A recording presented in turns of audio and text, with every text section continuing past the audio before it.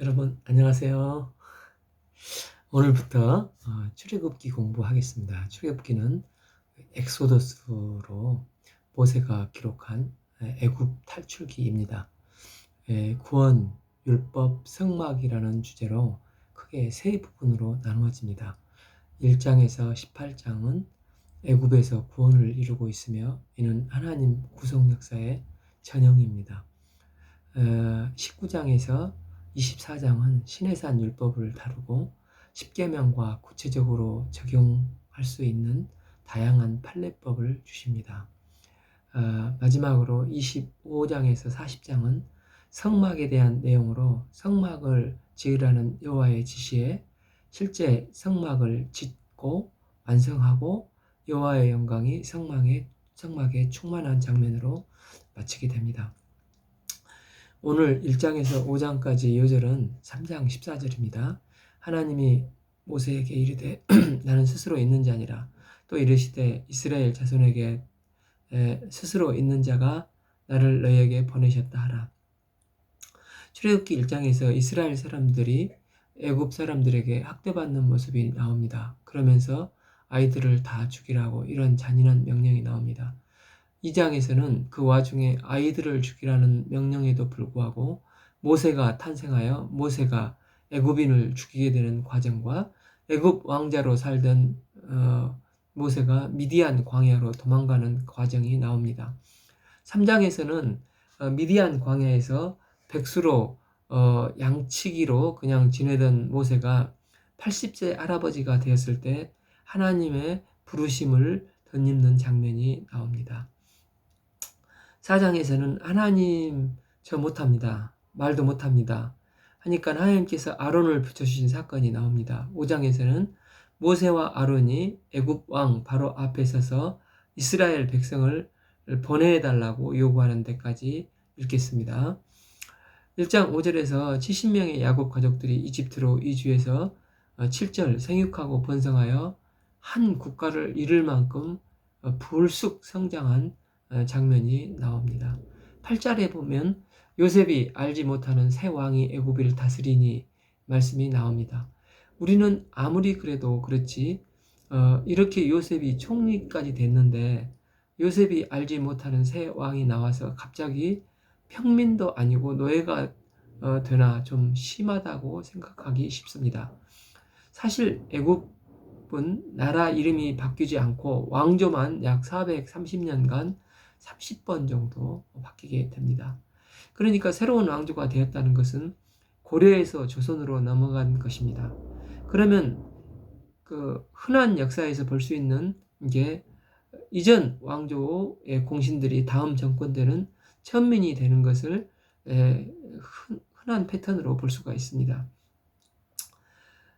더욱 그 생김새가 다른 이방인들은 본토 사람들보다 더 천시될 수밖에 없는 부분들이 분명히 있을 것입니다. 그 중에서 역사적으로 보면 힉소스 왕조라고 부르는 애굽의 15대 16대 왕조가 있습니다. 힉소스란 말이 우리 표현으로는 오랑캐쯤 되는 말이라고 할 수 있습니다. 오랑캐 왕조는 예를 들면 중국의 원래 토착민인 한족을 그 오랑캐인 청나라가 또 원나라가 지배하는 때가 있었습니다. 이런 오랑캐 왕조가 바로 힉소스 왕조인데 애굽을 100년 정도 짧게 지배했고 그 100년이 바로 430년 사이에 끼어 있었지 않나 학자들은 이렇게 생각합니다. 이 힉소스가 이집트를 지배할 때는 소수였을 것입니다. 당연히 몽골이나 여진족이 원나라, 청나라, 본토 중국을 지배할 때도 소수의 오랑캐 지배자들이 이런 상황이 되는 것입니다. 우리가 출애굽기 왕이 9절에서 이 백성 이스라엘 자손이 우리보다 많고 강하다 합니다.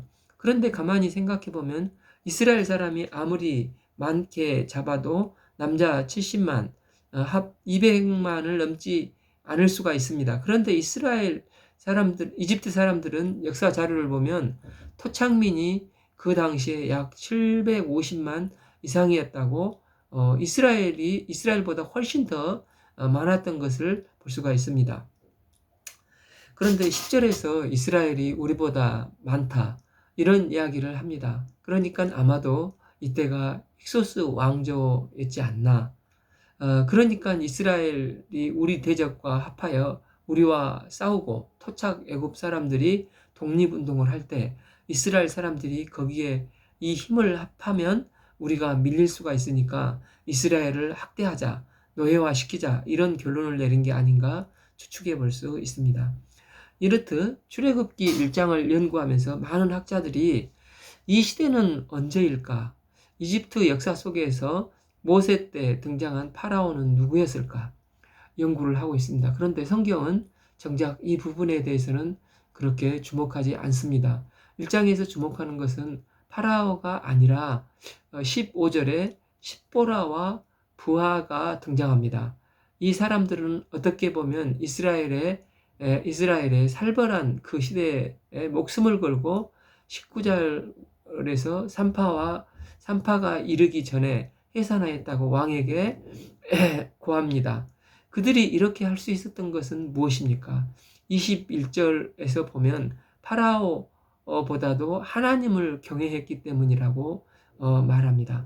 20절, 21절을 다시 보면 그런 하나님을 경외하는 그들에게 하나님께서 은혜를 베푸셔서 그들의 집안에 복을 주셨고 그들이 용기를 내서 주님께 헌신했다는 이런 표현들이 계속해서 반복되는 것을 보게 됩니다. 성경은 하나님의 구속 역사에 진정한 주류들은 왕이 아니라 그 시대에 하나님을 경외하는 십보라와 부하라 같은 사람들입니다. 2장에서 레이지파 출신으로 모세가 나오게 됩니다. 요즘 많이 불려지는 찬양 중에 요백에서의 노래를 생각하면서 보면 좋을 것 같기도 합니다.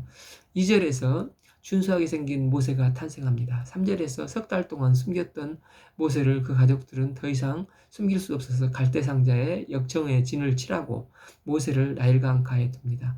9절에서 바로 공주가 데려다가 산모가 키워 모세는 애굽 왕자가 되고 12절에 이 모세가 애굽인들을 살해해서 15절에 미드안 광야로 피난 가고 루엘의 양을 치면서 21절에 시포라와 결혼하고 22절에 아들 게르솜을 낳습니다. 여기서 주의할 점은 애니메이션이나 영화를 보면 인상이 너무 강렬하게 남아있는데 우연히 공사 현장에 갔다가 자기 민족을 도와주고 죽일 생각이 전혀 없었는데 우연히 실수로 애굽 사람을 넘어뜨려 감독관이 떨어져 죽고 그래서 모세가 두려워하고 그렇게 구성이 되어 있습니다. 그런데 이렇게 하면 좀 이상하지 않습니까? 물론 그것도 죽인 것도 큰일이지만 실수로 왕자가 노역감독 한 명 죽였다고 도망까지 가는 게 석연치 않지 않습니까? 본문을 잘 보면 11절에 모세가 우연히 간 게 아니라 일부러 자기 형제들을 보러 간 것입니다. 그리고 자기 형제를 치는 것을 보고 12절에 좌우를 살펴 사람들이 없음을 보고 애굽 사람을 쳐 죽여 모래 속에 감추었습니다. 이건 실수가 아니라 아주 악랄하게 피지배 계층인 히브리인들을 대하는 그런 애굽 사람을 의도적으로 죽인 거라고 할 수 있습니다.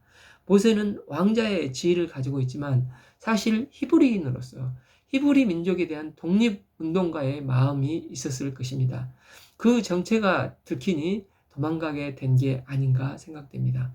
실수나 우연이 아니라 의도적으로 이집트 왕자의 삶이 아니라 고난을 받더라도 이스라엘 백성과 함께 고난을 받는 것을 택했다는 것입니다. 히브리서 11장 24, 26절을 보면 모세는 하나님을 경외함으로 세상 권력과 맞선 거라고 할 수 있습니다. 사실 모세는 자기가 자기 민족을 외면하면 얼마든지 권력자의 대열에 합류할 수 있는 기회가 있었습니다. 그런데 모세는 왜 자기 민족을 외면하지 못했습니까? 물론 민족을 사랑하는 마음도 중요하지만 그보다도 더 큰 것은 히브리서 11장 27절을 보면 보이지 아니하는 것을 보는 것 같이 하나님을 경외했다는 믿음 때문이라고 말을 합니다. 다시 말해서 모세는 이스라엘 백성들이 하나님이 택하신 백성들이기 때문에 그들 편에서 섰다는 것입니다. 만약 하나님께서 젊은 모세를 부르셨다면 어떻게 했습니까? 했겠습니까? 모세는 이집트 왕자로서 승승장구하고 혈기왕성한 3, 40대 젊었을 때는 자신감도 있었고, 안 그래도 제가 그걸 하려고 했습니다. 그렇게 큰 소리 쳤을 것입니다. 그런데 그때 그는 하나님은 사용하실 수 없었습니다. 오히려 광야에서 양치며 부서지고 낮아지며 뼛속 깊은 겸손이 몸이 베일 때, 하나님, 나는 정말 못합니다. 보낼 만한 자를 보내셔서 할 때, 80세 때 그를 하나님께서는 다시 부르셔서 출애굽 역사에 사용하여 주셨습니다.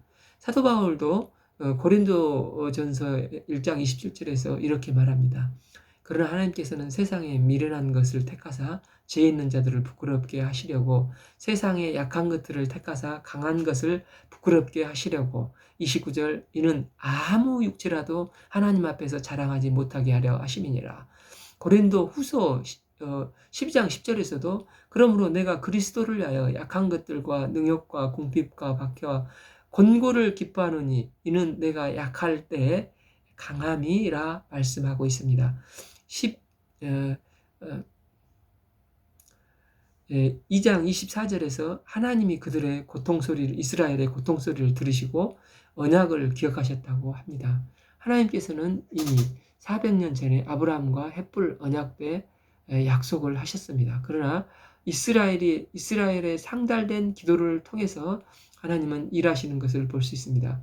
이를 볼 때 하나님께서는 주권적으로 또 약속의 말씀은 반드시 신실하게 이루어 가시지만, 동시에 그와 함께 성도들의 부르짖는 기도를 들으시고 함께 구원 역사를 이루어 가시기를 기뻐하시는 분이심을 깨닫습니다.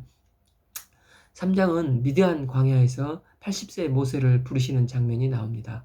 1절에서 모세가 양을 치다가 2절에 불이 붙어 있는데 타지 않는 떨기나무를 보게 됩니다. 4절에 하나님께서 모세야 모세야 부르시고, 5절에 가까이 오지 말라, 내가 선 곳은 거룩한 땅이니 내 발에서 신을 벗으라 하시며 하나님의 거룩하심을 보여주고 계십니다.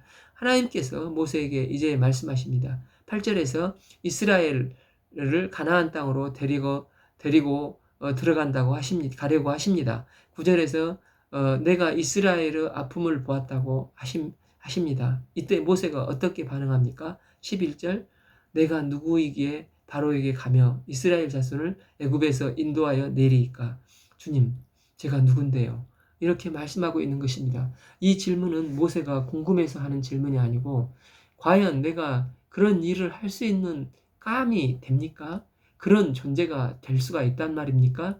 12절은 거기에 대한 하나님의 답입니다. 하나님은 이르시되 내가 반드시 너와 함께 있으리라, 이겁니다. 이 질문은 모세가 내가 누구입니까 하였는데 하나님은 그 대답은 안 해주시고 하나님이 너와 함께 하신다. 이게 중요한 겁니다. 중요한 건 네가 누구인가가 사실 중요하지 않습니다.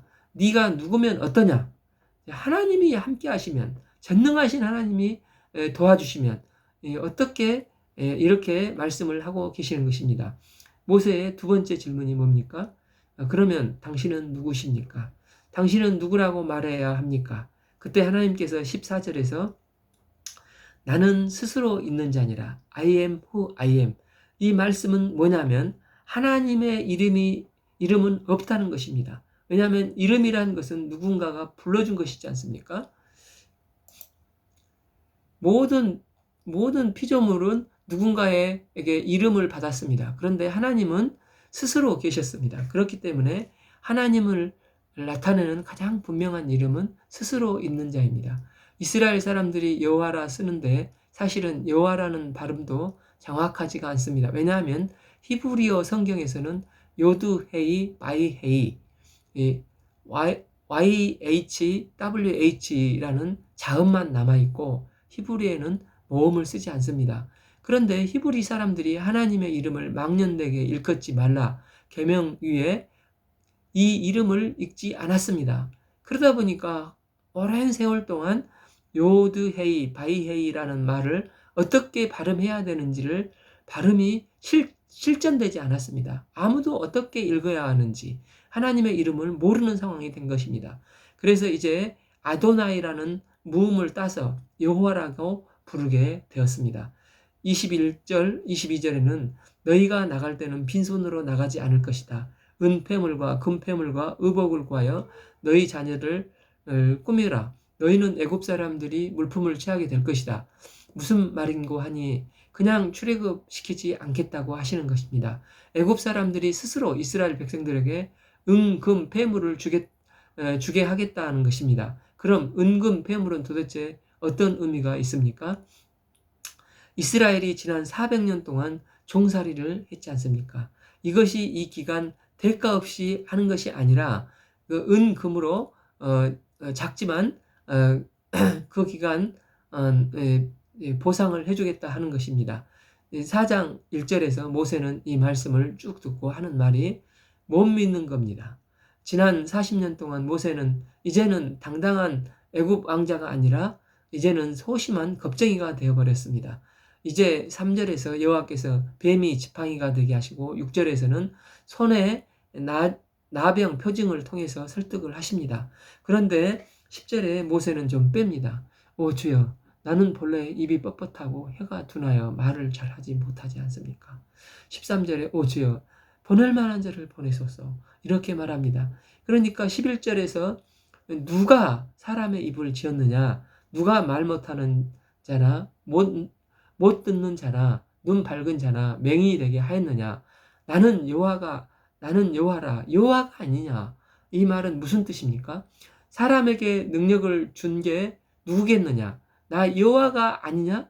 내가 지금 너와 함께 한다면, 동행한다면 말 잘하고 못하고 그게 무슨 상관이 있겠느냐? 그러면서 14절 말을 잘하는 아론을 붙여주십니다.